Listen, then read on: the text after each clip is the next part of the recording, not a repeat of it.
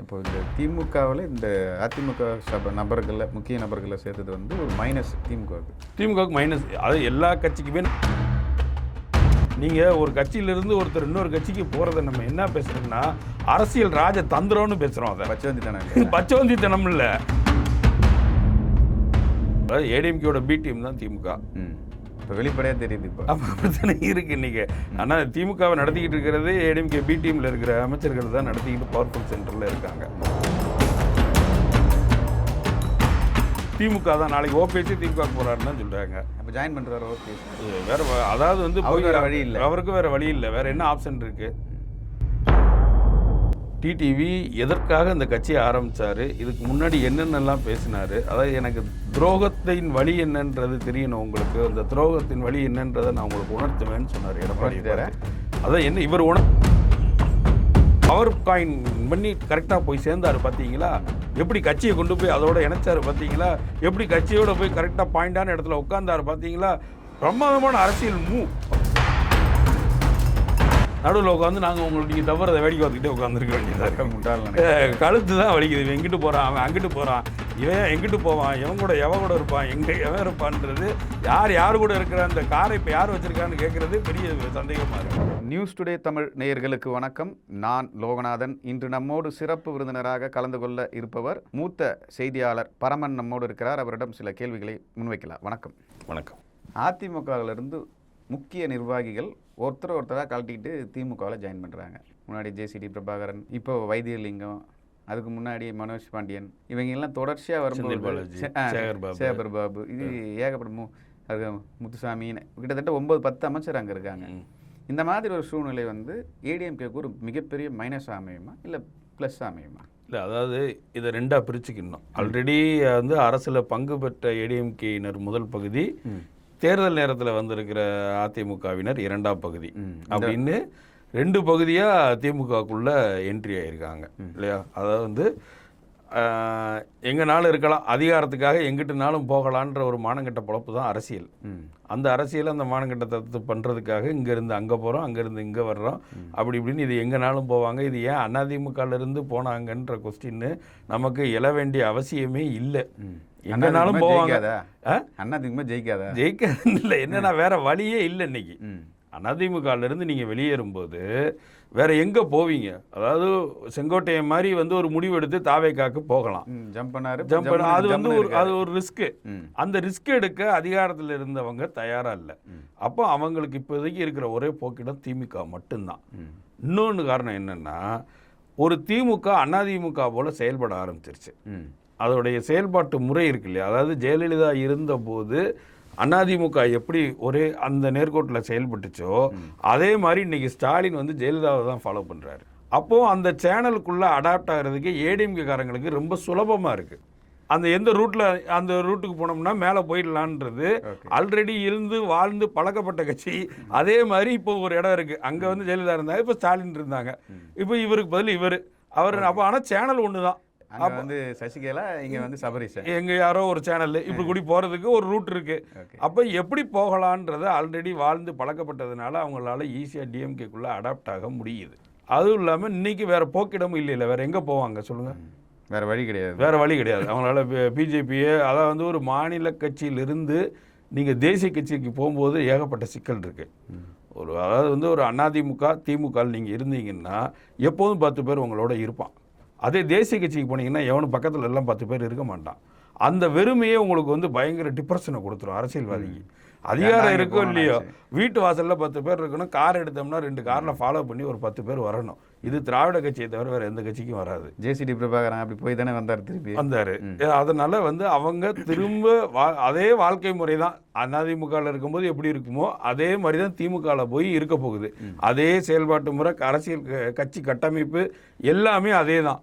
So புதுசாக politics இப்போ வந்து பிஜேபிக்கு போனீங்கன்னா அதோடைய அமைப்பு முறையே வேறையாக இருக்குது. அங்கே குனிஞ்சாங்க, இங்கே சுயமரத்தோடு இருப்பாங்க. எங்கே போனாலும் எங்கே போனாலும் குனிஞ்சு தான் ஆகணும். என்ன செய்வீங்க நீங்கள்?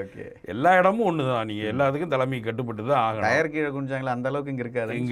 இங்கே அவ்வளோ குனிய வேண்டிய அவசியம் இருக்காது.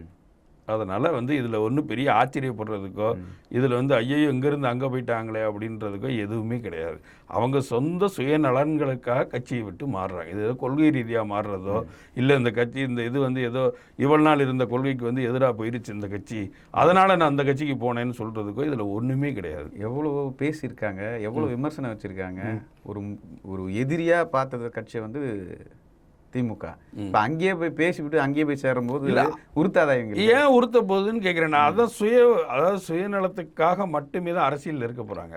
நீங்கள் ஒரு கட்சியிலிருந்து ஒருத்தர் இன்னொரு கட்சிக்கு போகிறத நம்ம என்ன பேசுகிறோன்னா அரசியல் ராஜதந்திரம்னு பேசுகிறோம். அதை பச்சவந்தித்தனம் இல்லை, பச்சவந்தித்தனம் இல்லை. அரசியலுக்கு வரும்போது அது வந்து அரசியல் ராஜதந்திரம்ன்றோம். இதே தனி மனிதன் செய்தோம்னா பச்சவந்தித்தனம்னு சொல்கிறோம். அரசியல் இருக்கும்போது நீங்கள் என்ன செய்றீங்க, ஒரு அரசியல் கட்சியோ ஒரு தனிநபரோ ஒரு கட்சியிலிருந்து இன்னொரு கட்சிக்கு போகும்போது இதே கேவலத்தான மனநிலையோட தானே பேசணும். என்னையா இப்படி பச்சவந்தித்தனமா பேசுறேன்னா அதுக்கு என்ன வழி பண்ணி வச்சிருக்காங்கன்னா இது வந்து அரசியல் ராஜதந்திரம். அவர் எப்படி கரெக்டான நேரத்தில் பவர் காயின் பண்ணி கரெக்டாக போய் சேர்ந்தாரு பார்த்தீங்களா, எப்படி கட்சியை கொண்டு போய் அதோட இணைச்சாரு பார்த்தீங்களா, எப்படி கட்சியோட போய் கரெக்டாக பாயிண்டான இடத்துல உட்கார்ந்தாரு பார்த்தீங்களா, பிரமாதமான அரசியல் அப்படின்னு தானே பேசுகிறோம். இப்போ நீங்கள் சொன்ன பாயிண்ட் ஒன்று கரெக்டாக வருதுன்னா, இப்போ ஏடிஎம்கேல இருந்த வந்தவங்களுக்கு கிட்டத்தட்ட 9-10 அமைச்சருக்கு சீட்டு கொடுத்துருக்காங்க. அப்போ ஏடிஎம்கே மாறிச்சு திமுக. அதாவது ஏடிஎம்கேயோட பி டீம் தான் திமுக. இப்போ வெளிப்படையாக தெரியுது. இப்போ அப்படித்தானே இருக்கு இன்னைக்கு. ஆனால் திமுகவை நடத்திக்கிட்டு இருக்கிறது ஏடிஎம்கே பி டீமில் இருக்கிற அமைச்சர்கள் தான் நடத்திக்கிட்டு பவர்ஃபுல் சென்டரில் இருக்காங்க. அதாவது ஒரு அரசியல் கட்சியாக ஒரு கட்சியை நடத்துறதுக்கு நிறைய விஷயங்கள் தேவை. பணம் முக்கியமாக, பணம் ரொம்ப ரொம்ப முக்கியம். அதை கரெக்டாக கொடுக்குறாங்கல்ல, அதுதான் இல்லை அது பவர்ல இருக்காங்க. அது மெயின் பாயிண்ட்னே கூட வச்சுக்கோங்களேன். அதை தான் மெயினாக வச்சுருந்தாலும் ஒரு இப்போ சேகர்பாபு ஒரு கட்சியை நடத்துறதுக்கு உண்டான விஷயங்களோ செந்தில் பாலாஜி நடத்துறதுக்கு உண்டான விஷயங்களோ அது திமுகவில் இருக்கக்கூடிய அமைச்சர்கள் வேற யாருக்கும் இல்லையான்ற கொஸ்டின் வருது இல்லை. அதுதான் கேட்குறேன். தொடர்ந்து வந்து ஒழுங்காக துட்டு கொடுக்க மாட்டாங்க, ஏமாத்துவாங்க. அதுதான் கரெக்டாக ஏதோ ஒரு சேனலை வந்து அவங்க கரெக்டான மெயின்டைன் பண்ணி போயிட்டே இருக்காங்க. அப்போ அதனால தான் தொடர்ந்து அவங்களுக்கு அதுக்குண்டான அங்கீகாரம் எல்லாமே அவங்களோட தேவை அந்த இடத்துல அதிகமாக இருக்குது. அரசியலை பழக்கப்படுத்திருக்காங்க. இத்தனை வருஷம் அவங்களுக்கு ஒரு வழி தெரிஞ்சிருக்கு, இதுதான் இதோட ரூட்டுன்னு கிளியராக தெரிஞ்சிருக்கு. அந்த ரூட்டில் ஃபாலோ பண்ணி போகிறாங்க. அதை அவங்க மெயின்டைன் பண்ணி போய்கிட்டே இருக்காங்க. இப்போ டிஎம்கேக்காரங்க வந்து வசூல் பண்ணுற பணத்தையோ இல்லை சில விஷயங்களையோ கரெக்டாக வந்து தலைமைக்கு கொண்டு போய் சேர்ப்பாங்களா? அந்த கட்டமைப்பை வச்சுருக்காங்களா? துரைமுருகன் முக்கியமாக செய்வாரா? இல்லை அதான் என்னென்னா அவங்க பழக்கப்பட்ட முறை வேறு. அதிமுக அதான் முதல்ல சொல்லிட்டேன் நான் அவங்ககிட்ட. அந்த சேனல் வழி ஒரு விஷயத்தை எப்படி நடக்கணும், என்ன செய்யணும், கட்சி தலைமைக்கு என்ன செய்யணும், அவங்களுக்கு என்ன செய்யணும், எந்த ரூட்டில் வந்து தலைமையை நம்ம குளிர்விக்கணுன்றத ஆல்ரெடி ஒற்றை தலைமை கீழே அனுபவப்பட்டவங்க அதிமுகவில் இருக்கிற ஆட்கள். இப்போ ஒற்றை தலைமைக்குள்ளே போய் திரும்ப செயல்படுறதுக்கு அவங்களுக்கு எந்த கஷ்டமும் திமுகக்குள்ளே இருக்க போகிறதில்ல.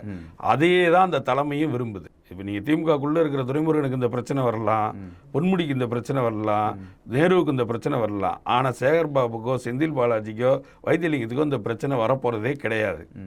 ஏன்னா ஆல்ரெடி அவங்க அந்த சேனலில் ஒரு சேனலுக்கு கீழே ஒர்க் பண்ணி பழக்கப்பட்டிருக்காங்க. அப்போ ஈஸியாகிடுச்சு. இனிமேல் சுலபம் வந்து திமுக தான். நாளைக்கு ஓபிஎஸ் திமுக போறாருன்னு தான் சொல்றாங்க. அப்படி போனாலும் அவருக்கும் சுலபம் அதுதான். அப்போ ஜாயின் பண்ணுறாரு ஓபிஎஸ். வேற அதாவது வந்து வேற வழி இல்லை, அவருக்கு வேற வழி இல்லை. வேற என்ன ஆப்ஷன் இருக்கு? இது புதுசாக கட்சி ஆரம்பிக்கிறோம்னு சொன்னாராமே. கட்சியார் நேரத்தில் இல்லைன்னு சொல்லியிருக்காரு ஏர்போர்ட்டில். சும்மா அப்படிதான் சொல்லுவாங்க. நான் வந்து நாங்கள் எங்கே கட்சியாக வச்சுருந்துருக்கோம்லாம் கேட்டிருக்காரு. அப்போ உரிமை மீட்பு குழு தான் அது. அதாவது இன்னும் அதிமுக தான் இருக்காரு. ஓகே, டிடிவி மாதிரி இல்லை, செயல்பட முடியாதவர். அதாவது டிடிவி செயல்பாடு எனக்கு என்னென்னா, ஒரு விஷயத்தை திட்டமிட்டு நீங்கள் செய்கிறீங்க. அதாவது வந்து டிடிவி எதற்காக இந்த கட்சியை ஆரம்பித்தார், இதுக்கு முன்னாடி என்னென்னலாம் பேசினார், அதாவது எனக்கு துரோகத்தின் வழி என்னன்றது தெரியணும் உங்களுக்கு, அந்த துரோகத்தின் வழி என்னன்றதை நான் உங்களுக்கு உணர்த்துவேன்னு சொன்னார் எடப்பாடி. அதான் என்ன இவர் உணர்ந்திருக்க லட்சணத்தை தான் இப்போ நம்ம பார்க்குறோமே. ஜாயின் பண்ணிட்டார்ல. ஜாயின் பண்ணிட்டு அதான் நான் என்ன கேட்குறேன், நீங்கள் என்ன நோக்கத்துக்காக டிடிவியை நீங்கள் உள்ளே சேர்த்துருக்கீங்களோ, நீங்கள் என்ன நோக்கத்துக்காக டிடிவி உள்ளே போய் சேர்ந்தாரோ, இது ரெண்டுமே நிறைவேற போகிறதில்ல. ஏன்னா முக்குளத்தோர் வாக்குகள் வந்து வரல, போன தடவை வந்து தோல்விக்கு காரணமே அதுதான். அதனால இவங்களை உள்ள சேர்க்கணுன்ற ஒரு கோரிக்கை ரொம்ப காலமா இருக்கு. யாரோ ஓபிஎஸ், ஏன்னா ஒரு 3% ஓட்டில் தான் தோத்தாங்க. 3% ஓட்டும் டிடிவி வாங்கினார். இவ்வளவு நம்பிக்கையா இவ்வளவு வருஷமும் அதிமுகவை மட்டும்தான் முக்குளத்தோர் ஆதரிச்சாங்க. ரொம்ப அதாவது வந்து ஜெயலலிதா இருந்த வரைக்கும் சரி, எம்ஜிஆர் காலத்திலையும் சரி, அதிமுகவினுடைய ஓட் பேங்குன்றதே முக்குளத்தோரா இருந்தது. அதை மீறி டிடிவிக்கு ஆதரவு தெரிவிச்சாங்க போன எலெக்ஷன்ல. ஏன் தெரிவிச்சாங்க? ஜாதிக்காரர் ஜாதி. அப்போது அவ்வளவு உறுத்தா உங்கள் பின்னாடி வந்து நின்ற மக்களுக்கு இன்னைக்கு நீங்கள் சேரும்போது என்ன எவ்வளோ பெரிய துரோகத்தை திரும்ப செஞ்சுட்டு போய் சேர்ந்துருக்கீங்க. அதாவது உங்களை வந்து யாரை நீங்கள் சொன்னீங்களோ உங்களை எடப்பாடி வந்து கூட்டு வந்து எடப்பாடி முன்னாடியில் நீங்கள் வந்து கூட்டணி அனௌன்ஸ் பண்ணியிருக்கணும். உங்களுக்கு பிஜேபி கூட்டு போய் தான் இது பண்ணுது. பியூஷ் கோயில் முன்னாடி போய் சேர்றீங்க. வாழ்த்து தெரிவிச்சாரு. வாழ்த்து தெரிவித்து என்ன பிரயோஜனம்? இப்போ நீங்கள் வந்து ஒரு படி கீழே இறங்கி வந்திருக்கீங்கல்ல. கூட்டணிக்கு வரவே மாட்டோம்னு சொன்ன நீங்கள் என்டிஏ கூட்டணியை விட்டு வெளியே போன நீங்கள் கூட்டணிக்குள்ளே வர்றதுக்கு ஒரு படி இறங்கி வந்திருக்கீங்கல்ல. எடப்பாடி ஒரு படி இறங்கி வரணும்ல. தம்பி வாங்க அப்படின்னு சொல்லி அந்த கூட்டத்தில் நடுவில் நின்று உங்கள் கையை பிடிச்சிருக்கணுமா இல்லையா? ஏன் இப்படி தன்மானத்தை விட்டுட்டு அப்படி என்ன கூட்டணி வேண்டி கிடக்கு? இந்த கோபம் அந்த சமூக மக்களுக்கு வருமா வராதா? ஓட்டு போட மாட்டாங்களா? ஓட்டு போட வாய்ப்பு இல்லை. இது ஒரு ஓட்டாமா? இது இது எங்கே போய் முடியும்னா, நீங்கள் நாளைக்கு வந்து சசிகலாவை இணைத்தாலும் சரி, ஓபிஎஸ்ஐ இணைத்தாலும் சரி, இப்போ வந்து தனி கட்சியாக இருக்கிறதுனால தான் நான் வந்து டிடிவி தினகரை இணைச்சிக்கிட்டாங்க. இதே கட்சிக்குள்ளே திரும்ப வந்து சசிகலாவையோ இது ஓபிஎஸ்சியோ எப்படி இணைக்க போகிறாங்கன்னு தெரியல. ஒருவேளை இதுக்குள்ளே உள்ளொதுக்கீடு கொடுத்து அது கொடுத்து இது கொடுத்துன்னு எப்படியோ ஒரு அட்ஜஸ்ட்மெண்ட்டுக்குள்ளே பாஜக உள்ளே கொண்டு வருதுன்னா, நமக்காக இவ்வளவும் செய்கிறது பாஜக மட்டும்தான், ஏடிஎம்கே ஒன்றுமே செய்யலை அப்படின்ற எண்ணம் வந்து அந்த சமூக மக்களுக்கு வரும்ல. அப்போ நீங்கள் வந்து எங்கே உங்களுக்கு வந்து ப்ளஸ் ஆகும்னா, ஏடிஎம்கே நிற்கிற இடத்துல போகிற ஏடிஎம்கே ஓட்டு போட மாட்டாங்க. அப்போ ஏடிஎம்கே பிஜேபிக்கு ஓட்டு போடுவாங்க. ஏடிஎம்கே அழிய போகுது. ஏடிஎம்கே அழிஞ்சு அதான் சொல்கிறேன். இது மறைமுகமாக பிஜேபிக்கு தான் இது வந்து நல்ல பலனு. இந்த 3 பேரை ஒன்றிணைக்கிறதன் மூலமாக அதிமுக பலம் பெறப்படுறது இல்லை. 60 தொகுதி பக்கா தொகுதியாக கேட்டிருக்காங்க. எல்லா தொகுதியும் கேட்கட்டும், எல்லாத்தையுமே கேட்கட்டும். இதனால் பலன் வந்து பிஜேபிக்கு தான் பலனு. ஏன்னா எப்படியும் அவங்க வந்து திரும்ப திமுக ஓட்டு போடுறதுக்கு வந்து வாய்ப்புகள் கம்மி. அப்போ நீங்கள் சமூகமாக யாரை பழி வாங்கணுன்ற எண்ணம் வருமோ, நீங்கள் எந்த நோக்கத்துக்காக கட்சிக்குள்ளே இணைச்சிங்களோ அதே உங்களுக்கு பேக் ஃபயர் ஆக போகுது. அந்த பழி வாங்குன்ற எண்ணம் இன்னும் ரொம்ப அதிகமாகும். நீ ஒரு படி கூட கீழே இறங்கி வராமல் உங்கள் அரசியல் தேவைக்காகத்தான் இணைக்கிறீங்க. எல்லா மானத்தையும் விட்டுட்டு உங்கள் அரசியல் தேவைக்காக இணைக்கிறீங்க. இதில் என்ன உங்களுக்கு கௌரவம் வேண்டி கிடக்கு? கை விரித்து கூப்பிட வேண்டியதானே? ஓகே, நீங்கள் வந்து ஏமாத்துறீங்க, இந்த அரசியலுக்காக ஏமாத்துறீங்க. எங்களை ஏமாற்றும் போது அதில் என்ன நாடகம் வேண்டியிருக்கு? அதில் என்ன கௌரவம் வேண்டி கிடக்கு? இப்போ நம்ம கூட்டணி தாங்க வச்சுக்கிறோம் கட்சியா. கூட்டணி வைக்கிறீங்கல்ல, அப்போ வைக்காமலே போக வேண்டியதானே? இவ்வளோ ஆள் தான் இருந்தவங்க. நீங்கள் அதிமுக அழிக்கணுன்றதுக்காக தானே கட்சி ஆரம்பிச்சாரு. அதிமுக அழிக்கணுன்றதுக்காக நான் கட்சி ஆரம்பிச்ச கட்சியவே கடைசி அதிமுக போய் கூட்டணி வச்சிருக்காருன்னு சொல்கிறேன். இது எவ்வளோ பெரிய கேவலம். அதாவது வந்து நான் என்ன கேட்குறேன், உங்களுக்கு ஒரு சமூகம் உங்கள் பின்னாடி நின்றுது. அந்த சமூகத்தோட தன்மானத்தை பாதுகாக்க வேண்டியது உங்கள் கடமையா இல்லையா? இப்போ நீங்கள் என்ன சொல்கிறீங்க, எங்களுக்குள்ள பங்காளி சண்டைன்னு சொல்கிறீங்க. அடிச்சுப்பாங்க, நாளைக்கு சேர்ந்துக்கிறோம். இப்போ நான் இன்றைக்கி அடிச்சுக்குவோம், நாளைக்கு சேர்ந்துக்குவோம் அப்படின்னா, நீங்கள் அடிச்சுக்கிட்டு சேர்ந்துக்கிட்டு நீங்கள் அரசியல் பண்ணுறதுக்கு எதுக்கு ஒரு சமூகத்தை தேவையில்லாமல் அவமானப்படுத்துறீங்க? இப்போ அந்த சமூக மக்கள் தான் இவங்களுக்கு பாடம் புகட்டணும். அதுதான் அது புகட்டுவாங்க கண்டிப்பாக. எனக்கு தெரிஞ்சு இது ஜெல்லாகக்கூடிய வாய்ப்பு ரொம்ப ரொம்ப கம்மி. நேரத்திலிருந்தே கடுமையான விமர்சனங்கள் இருக்குது. இந்த டிடிவி உள்ளே போய் சேர்ந்தது இது ரெண்டுமே கண்டிப்பாக சசிகலாவையும் ஓபிஎஸ்சியும் அதிகமாக சிந்திக்க வைக்கும். அவங்க எதை தன்னுடைய பேக் போனால் நினச்சி எதனால் உங்களை வந்து இந்த கூட்டணிக்குள்ளே பாஜகவும் எடப்பாடியும் உள்ளே கூப்பிட்றாங்களோ அதுவே உங்களுக்கு கொஸ்டினபிள் ஆக போகுது. அதுவே உங்களுக்குள்ளே வந்து சேருமான்ற. ஏன்னா ஒரு கடந்த காலம் வரைக்கும் ஒரு படிப்பறிவு இல்லாத ஒரு காலகட்டத்தில் வேணால் நீங்கள் இந்த மாதிரி வந்து ஒரு ஜாதியை சொல்லி மற்றதை பண்ணி நீங்கள் ஏமாற்றலாம். இன்றைக்கி ஒரு சமூகம் தனக்கு என்ன தேவைன்ற எண்ணத்துக்கு வந்துருச்சு. அப்போ இத்தனை வருடம் ஒரு ஆட்சியின் உள்ள கீழே இருந்து ஒரு ஆட்சிக்கு அதிகமான வாக்குகளை செலுத்தியும் அந்த சமூகம் இன்னமும் பெருசாக பயன்பெறலை, கல்வி ரீதியாவோ மற்றதாவோ. அப்போ நீங்கள் தனிநபரில் அதிலிருந்து வளர்ந்துருக்கீங்க நிறைய பேர், சமூகம் வளரல. அப்போ இனிமேல் சமூகமாக வளரணுன்ற ஒரு எண்ணம் வரும்போது அந்த கல்வியறிவோடு இருக்கும்போது அவங்க வேறு வேறு முடிவுகள் எடுப்பாங்க இல்லையா? இப்போ திரும்பவும் நீங்கள் மறுபடியும் ஒற்றை நபர் ஒரு சமூகத்தோட ரெப்ரசன்டேட்டிவ் ஆயிடுவாரா? முடியாதுல்ல. அப்போ இந்த பிரச்சனை இவங்களுக்கு இந்த டிடிவியை உள்ளே இணைத்ததுனாலோ ஓபிஎஸ்ஐ உள்ளே இணைக்கிறதுனாலையோ சசிகலாவை உள்ளே இணைக்கிறதுனாலையோ ஒட்டுமொத்த சமூகத்துடைய ஆதரவை அதிமுக பெற வாய்ப்பு இந்த தடவை மிக மிக கம்மி. முக்கியமான கேள்வி, சில நபர்கள் முக்கியமான பிரமுகர்கள்லாம் வந்து திமுகவில் சேர்றாங்க. இது வந்து ஓட்டாக மாறுமா? சப்போஸ் இவங்களுக்கு சீட்டே கொடுத்தாலும் ஜெயிக்க முடியுமா அவங்களால? இல்லை, அது என்னென்னா ஒரு தனிநபர்களுடைய செல்வாக்கு அந்த கட்சியில் இருக்கும்போது அது செல்வாக்காக இருக்கலாம். இப்போ அவரே வந்து திமுகவுக்கு வரும்போது அதே செல்வாக்கு மீண்டும் இருக்குமான்றது சந்தேகம்தான். அதை மீறி வர்றவங்களுக்கு ஏன் சீட்டு கொடுக்குறாங்கன்ற கொஸ்டின் நமக்கு வருது இல்லை. இவ்வளோ இருக்காரு அந்த தொகுதியிலே ஒரு திமுக உள்ளது கீழேருந்து மட்டத்துலேருந்து மேலே மெதுவாக வந்து இந்த தடவை நம்ம எம்எல்ஏ சீட்டு வாங்கிடலாம்ப்பான்னு நினச்சிக்கிட்டு இருக்கும்போது டக்குன்னு ஒருத்தர் அதிமுக இந்த பக்கம் தம்பி வந்து காசை கொடுத்து சீட்டு வாங்கிட்டாருன்னு வைங்க, என்ன நடக்கும்? வேலை செய்ய மாட்டானே, வேலை செய்ய ஓட்டு போட மாட்டானுங்களே. இது வந்து ஒவ்வொரு தடவையும் எல்லா கட்சியிலையும் நடக்குது. இதுக்கு எதிராக குரல் கொடுக்க வேண்டியது யாரு? அந்த கட்சியில் இருக்க தொண்டர்கள் தான் குரல் கொடுக்கணும். கட்சி விட்டு நீக்க போறாங்க. அப்ப என்ன இருக்கு? அதாவது நான் இத்தனை வருஷம் நீங்க ஒருத்தர் கட்சியில உள்ள இணைக்கிறீங்க. உள்ள இணைத்த உடனே அவருக்கு குறைஞ்சது ஒரு 4 வருடமோ 5 வருடமோ கட்சி பணியை ஆட்டிட்டு தான் அவருக்கு ஏதாவது ஒரு சீட்டு கொடுக்கணுன்றத ஒரு கட்சி தொண்டர்கள் அழுத்தணும். இந்த ஈஸியாக இந்த கட்சியில் சீட்டு கிடைக்காதுன்னு ஒன்று இந்த கட்சி தோக்குற மாதிரி இருக்குது, அந்த கட்சி ஜெயிக்க மாதிரி இருக்குன்னா இங்கேருந்து அங்கே ஜம்ப் பண்ணுறோம், சில பல கோடிகளை அங்கே தள்ளுறோம், உடனே வேட்பாளர் ஆகிறோம்னா அத்தனை வருஷம் அந்த கட்சியில் கீழே உழைச்ச தொண்டனுக்கு என்ன இருக்குது? ஒருத்தன் தொண்டனாக இருந்து பகுதியாக இருந்து ஒன்றியம் இருந்து மாவட்டம் வந்து மேலே வந்து இந்த வருஷம் எப்படியாவது இந்த தொகுதி சீட்டு வாங்கிடலாம்ப்பான்னு ஒருத்தன் ஏறி வரான்னு வைங்க. என்னத்துக்கு அவன் திரும்ப இன்னும் 5 வருஷம் காத்திருக்கணும். அவன் வேற கட்சி போயிடுவான், வேற கட்சிக்கு போவான். இப்படியே தாவிக்கிட்டே இருந்தா அப்போ நீங்கள் வந்து குறைந்தபட்சம் அந்த கட்சியில் இருக்க தொண்டர்களாவது எல்லாருமே இது நம்ம பேசுறதுலாம் சாத்தியம் இல்லாத விஷயம்.